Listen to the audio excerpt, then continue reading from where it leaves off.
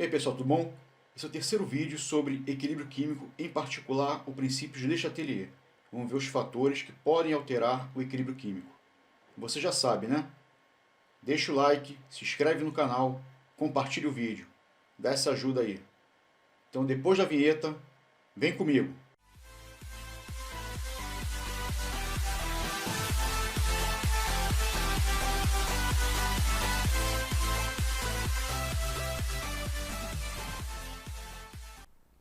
Bom, pessoal, então começando aí com o equilíbrio químico, nós temos o que a gente chama de princípio de Le Chatelier. O que diz esse princípio em relação ao equilíbrio químico? Diz que em um sistema em equilíbrio, quando ocorre a atuação de um agente externo, este equilíbrio vai tender a se deslocar, de modo a minimizar os efeitos deste agente. Então, ou seja, nós temos o equilíbrio, vai ter a atuação de um agente externo que vai desequilibrar o sistema. Então, o sistema ele vai ter que se reorganizar para novamente atingir o equilíbrio. E quais são esses fatores, né? Quais são os fatores que vão alterar o equilíbrio químico?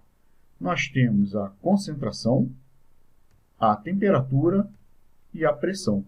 São esses três fatores que podem alterar o equilíbrio químico de uma reação. Então, vamos começar aí pela concentração. Então, vamos pegar um exemplo bem prático aí, um pouquinho infantil também, mas vocês vão entender. Então, nós temos aqui um equilíbrio entre amor e felicidade. A quantidade de amor se equilibra com a quantidade de felicidade. Mas vamos supor que nós temos mais amor. O que vai acontecer? Nessa balança, a quantidade de amor vai pesar. Nós vamos ter mais amor para um lado e, no caso, menos felicidade para o outro. E a gente sabe que não pode ser assim. A quantidade de amor tem que ser equivalente à quantidade de felicidade. Então, o que vai acontecer? Parte desse amor, que foi introduzido nesse equilíbrio, né, e que ocorreu o desequilíbrio do sistema, então parte desse amor ele vai ter que reagir. Quando ele reage, ele vai formar quem? Vai formar a tal felicidade, que nesse caso vai ser deslocada para o lado da felicidade. E com isso nós vamos ter novamente um sistema em equilíbrio. Então vamos ter a quantidade de amor e de felicidade iguais. Eu sei que isso aqui é um exemplo até infantil, como eu falei, mas cabe perfeitamente para a gente entender um pouco da concentração. Então, ou seja, quando nós adicionamos uma certa quantidade de substância de um lado, a tendência é de ir para o outro, de compensar, de reagir e de ir para o outro lado. Então, o que está acontecendo é isso? A gente colocou mais amor, ficou um excesso de amor, então para voltar ao equilíbrio, parte desse amor tem que reagir, formando a felicidade.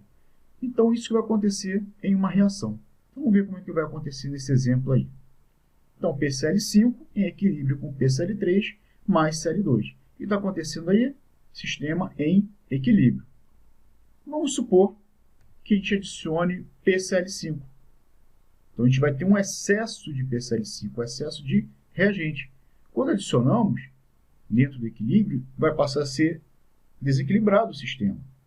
Então, parte desse PCl5 ele vai ter que reagir, ou no caso aqui se decompor, né, que é uma reação de decomposição, formando PCl3 e Cl2. Então, quando a gente adiciona PCl5, o que vai acontecer? Vai formar PCl3 e Cl2. Ou ainda a gente pode responder da seguinte forma: vai ser deslocado para o lado dos produtos. Uma vez que a gente colocou o reagente, que é o PCl5, a gente vai ter no sentido direto da reação a formação dos produtos. Também são respostas válidas, né? Geralmente é mais comum a gente colocar as substâncias que estão sendo formadas, é mais certo, tá? Mas a gente pode colocar para que lado está sendo deslocado, lado do reagente, lado dos produtos, ou lado direto da reação, ou lado inverso, dependendo. Então vamos ver aqui. Se a gente adicionar PCl3, PCl3, pela reação, ele é um produto. Então a gente adicionou um produto. Então o que vai acontecer? Vai desequilibrar para o lado do produto. Para equilibrar novamente, esse produto tem que reagir com o Cl2, no caso, e formando PCl5. Então, quando a gente adiciona PCl3, vai ter formação de PCl5 ou vai ser deslocado para o lado dos reagentes desse equilíbrio. Então, uma forma ou outra é válida. Mas até agora estou falando da forma de adição. E se houver retirada? Então, vamos supor, a gente retirar Cl2, remover Cl2. Quando a gente remove Cl2, o que vai acontecer? vai pesar para o lado do PCl5.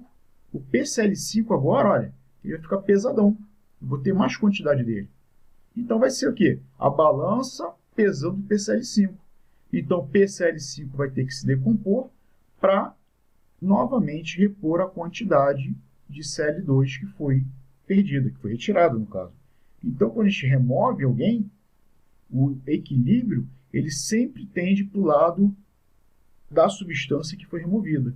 Então, se eu estou removendo Cl2, eu vou formar PCl3 e Cl2, ou seja, o equilíbrio vai ser deslocado para o lado da direita, ou no caso, do lado dos produtos aí. Tá? Então, adicionou, vai para o lado oposto. Removeu, vai para o mesmo lado. É bem simples, bem tranquilo aí. Outro fator é a pressão. E aí a gente tem que tomar cuidado com uma coisa. Na pressão, a gente vai ter que considerar gases. Tá? Somente gases. Tá? Então, esse é o primeiro ponto aí que a gente tem que observar, que é em relação à pressão. Tá? Somente substâncias gasosas. Como é que funciona a pressão ou a influência da pressão em um equilíbrio químico? Então, a gente vai ter o seguinte, se a gente aumentar a pressão, o que vai acontecer? A gente vai ter uma contração do volume. Né? O aumento da pressão diminui os espaços, então a gente está diminuindo o volume. Quando diminui o volume, vai acarretar um deslocamento de equilíbrio para o menor volume, tá? Para o lado que tem o menor volume. Então, aumentou a pressão, vai contrair o volume e o equilíbrio será deslocado para o lado de menor volume. Se diminuir a pressão, o que vai acontecer? Vai expandir o volume. Né? Então, o volume daquele recipiente vai ser expandido. E, com isso, vamos ter o quê? O deslocamento do equilíbrio para o lado de maior volume. Tá? Então, aumentou a pressão, vai para o lado de menor volume. Diminuiu a pressão, vai para o lado de maior volume. Mas o que é o volume, né? Vamos ver aqui agora o que é esse volume. Então, nós temos, nesse caso aqui, a reação 2GSO2 mais O2, formando 2GSO3. O que vem a ser esse volume? Então, nós vamos ter três volumes aqui. O volume, na verdade, é a soma dos coeficientes gasosos. Aqui faltou, né, um Gzinho aqui, oxigênio gasoso. Então, nós vamos ter 2 mais 1, 3 volumes. E do outro lado, nós vamos ter somente 2 volumes, porque são 2 mols de SO3. Tá? Então, gente, os volumes nada mais são do que a soma dos coeficientes, né, ou do número de mols, se preferir, das substâncias gasosas. Então, vamos ver como funciona aí. Se a gente aumentar a pressão, como eu falei, se aumentar a pressão pelo lado de menor volume, ou seja, entre 3 volumes que estão no reagente e 2 volumes que não estão no produto, nós vamos ter o deslocamento pelo lado dos produtos, que é menor volume. Então, se aumentar a pressão, menor volume, então a gente vai ter o quê? A formação de SO3, ou, no caso, vai ser deslocado para o lado dos produtos, esse equilíbrio. Se diminuir a pressão, vai para o lado de maior volume, ou seja, vai formar SO2 e O2. Ou a gente também pode escrever que vai ser deslocado para o lado dos reagentes. Então, é bem simples aí. Tá? Então, aumentou a pressão, vai para o lado de menor volume, diminuiu a pressão para o lado de maior volume. Já estava aqui a cola, né? E se tiver volumes iguais? Como, por exemplo, nessa reação aqui. Nessa reação nós temos 1 mol de H2, 1 mol de Cl2 e 2 mol de HCl. Então, vamos ter 2 volumes nos reagentes e 2 volumes nos produtos. Então, volumes iguais. Como nós temos essa igualdade aí, a pressão, nesse caso, não vai alterar o equilíbrio. Então, para volumes iguais, a pressão não altera o estado de equilíbrio. Tá certo? Então, só prestar atenção aí. Muitas questões caem comparando quando temos volumes iguais. Aí pede para dizer o que está acontecendo. Então, fica ligado nessa observação aí.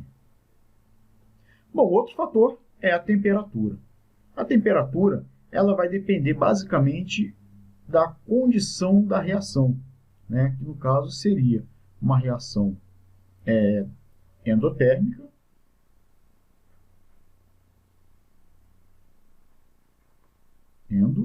e uma reação do tipo exotérmica. Então, a gente vai ter que observar esses fatores aí, tá? Endotérmica e exotérmica.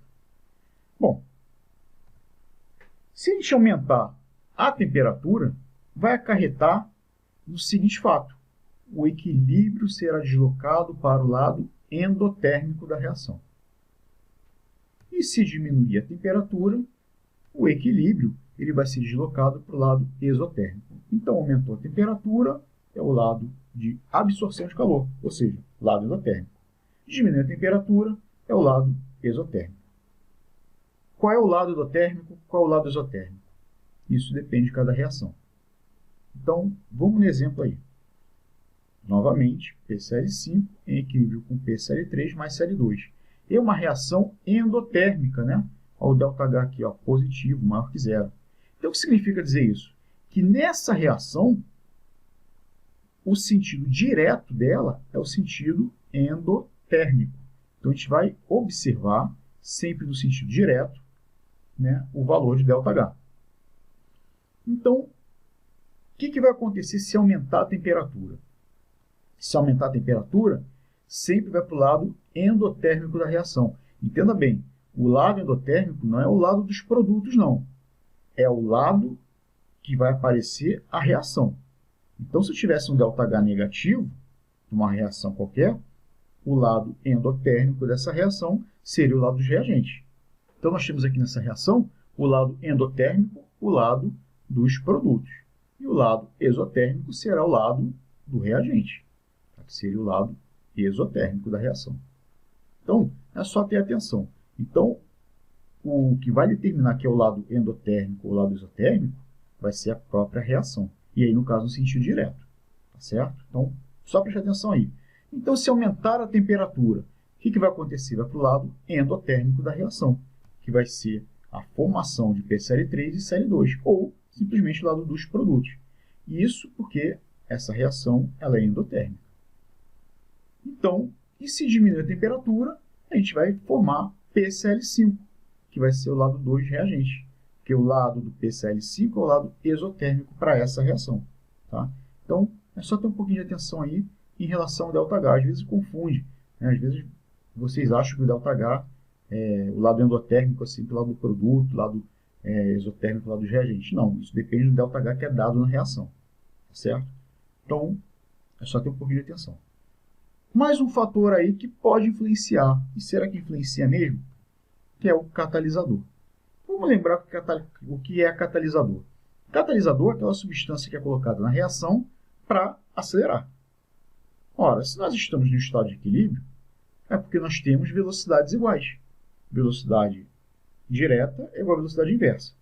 Então, uma vez que eu acelero a reação, eu estou aumentando a velocidade, tanto em um sentido quanto no outro. Então, as velocidades sempre serão iguais. Eu posso acelerar, porém sempre serão iguais.